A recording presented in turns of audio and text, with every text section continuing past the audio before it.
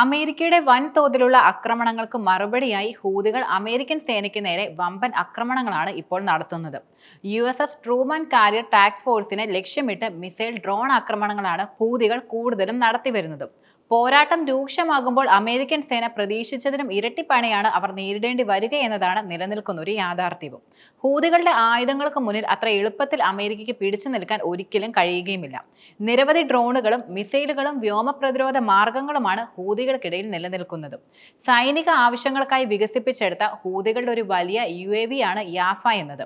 2600 kilometre ദൂരപരിധിയും 20-50 kilogram ഭാരവുമാണ് ഇതിന് നിലനിൽക്കുന്നത്. ദീർഘദൂര ഉയർന്ന പെലോഡ് ദൗത്യങ്ങൾക്കായി രൂപകൽപ്പന ചെയ്തിരിക്കുന്നവ കൂടിയാണ് ഇവ. 2018 UAE കൊലപ്പെടുത്തിയ ഹൂതി നേതാവ് സാലിഹ് അൽ സമദിന്റെ പേരിലുള്ള സമദ് 3 എന്ന UAEയും ഹൂതികളുടെ കൈവശം നിലനിൽക്കുന്ന വലിയൊരു ശക്തിയാണ്. 1800 കിലോമീറ്റർ ഭൂപരിധിയും മണിക്കൂറിൽ 250 കിലോമീറ്റർ പരമാവധി വേഗതയും 18 കിലോഗ്രാം പെലോഡുമുള്ള ഒരു വലിയ UAVയുടെ ദീർഘദൂര ദൂരവും ഉയർന്ന വേഗതയും അതിനെ രഹസ്യാന്വേഷണ നിരീക്ഷണ ദൗത്യങ്ങൾക്ക് കൂടുതൽ പ്രയോജനകരമാക്കുന്നുണ്ട്. ഇതിന്റെ പെലോഡ് ശേഷി ക്യാമറകൾ, സെൻസറുകൾ തുടങ്ങിയ മാപ്പിംഗ് സർവേയിങ് ഉപകരണങ്ങൾ സ്ഥാപിക്കാൻ അവസരം നൽകുന്നുണ്ട്. സമദ് 3 ഒരു ആശയവിനിമയ റിലേ ആയി പ്രവർത്തിക്കുന്നുണ്ട്. ഇതിന്റെ വ്യാപ്തിയും പെലോഡ് ശേഷിയും എല്ലാം ഇതിന്റെ തിരച്ചിൽ, അതുപോലെ രക്ഷാപ്രവർത്തനങ്ങൾ തുടങ്ങിയ പ്രവർത്തനങ്ങൾക്ക് വളരെയധികം അഭികാമ്യമാണ്. അതിർത്തി പെട്രോളിങ്ങും നിരീക്ഷണവും പരിസ്ഥിതി നിരീക്ഷണവും ദുരന്ത നിവാരണ പ്രതികരണവും പുനരധിവാസവും എല്ലാം സമദിന്റെ പ്രവർത്തനങ്ങളിൽ ഉൾപ്പെടുകയും ചെയ്യുന്നുണ്ട്. സമദ് ശ്രേണിയിൽ ഉൾപ്പെടുന്ന മറ്റൊരു ഡ്രോണാണ് സമദ് 4 എന്നത്. ഇറാനിയൻ പിന്തുണയോടെ യമനിലെ ഹൂതി വിമതരാണ് സമദ് 4 പ്രധാനമായിട്ടും വികസിപ്പിച്ചെടുത്തിരിക്കുന്നത്. 1500-2000 കിലോമീറ്റർ ഭൂപരിധിയാണ് ഇതിൽ നിലനിൽക്കുന്നത്. ലക്ഷ്യങ്ങളെ കൃത്യമായി ആക്രമിക്കാൻ അനുവദിക്കുന്ന കൃത്യതയുള്ള മാർഗനിർദ്ദേശ സംവിധാനങ്ങൾ ഇതിൽ ഒരുക്കിയിട്ടുമുണ്ട്. മാത്രമല്ല സമദ് 4ന് ഗണ്യമായ ഒരു സ്ഫോടക വസ്തു വഹിക്കാൻ കഴിയുമെന്നാണ് പൊതുവെ കരുതപ്പെടുന്നത്.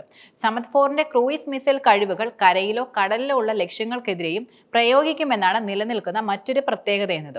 ഈ UAEയുടെ കൃത്യമായുള്ള മാർഗനിർദ്ദേശവും വാർഹഡ് ശേഷിയുള്ള യുദ്ധതന്ത്രങ്ങൾക്ക് മികച്ച കാര്യം തന്നെയാണ്. സമദ് 4ന്റെ വികസനവും വിന്യാസവും അമേരിക്കയ്ക്കടക്കമുള്ള ശത്രുക്കൾക്ക് വൻ ഭീഷണിയാണ് ഉണ്ടാക്കുന്നത്.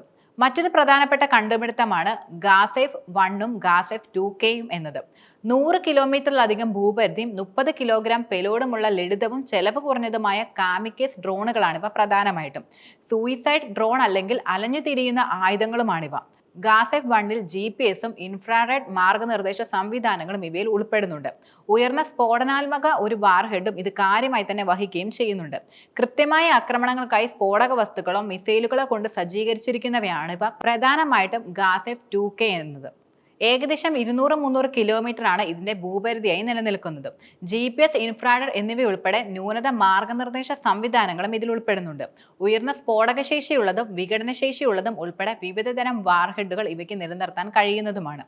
ഇറാന്റെ പിന്തുണയോടെ വികസിപ്പിച്ചെടുത്ത ഈ 2 ഡ്രോണുകളും സൗദി അറേബ്യയ്ക്കും യുണൈറ്റഡ് അറബ് എമിറേറ്റ്സിനുമെതിരായ വിവിധ ആക്രമണങ്ങളിൽ ഹൂതികൾ പ്രയോഗിച്ചതായ തരത്തിലും റിപ്പോർട്ടുകൾ നിലനിൽക്കുന്നുണ്ട്. ഗാസെഫ് 1ഉം ഗാസെഫ് 2Kയും താരതമ്യേന ചെലവ് കുറഞ്ഞ തരത്തിലുള്ള ഡ്രോണുകളാണ്. ഇത് സംസ്ഥാന ഇതര മേഖലകളിലുള്ളവർക്ക് പോലും ഉപയോഗിക്കാൻ കഴിയുന്ന തരത്തിലുള്ളവയുമാണ്. മാത്രമല്ല 2 ഡ്രോണുകളിലും കൃത്യമായി ലക്ഷ്യമിടാൻ അനുവദിക്കുന്ന ന്യൂനത മാർഗനിർദ്ദേശ സംവിധാനങ്ങളും നിലനിൽക്കുന്നുണ്ട്.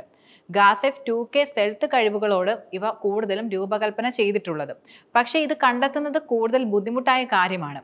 മണിക്കൂറിൽ 185 കിലോമീറ്റർ പരമാവധി വേഗതയും 50 കിലോമീറ്റർ വാർഹെഡുമുള്ള ഹൂതികളുടെ മറ്റൊരു മുതൽക്കൂട്ടാണ് വാഐദ് എന്നത്.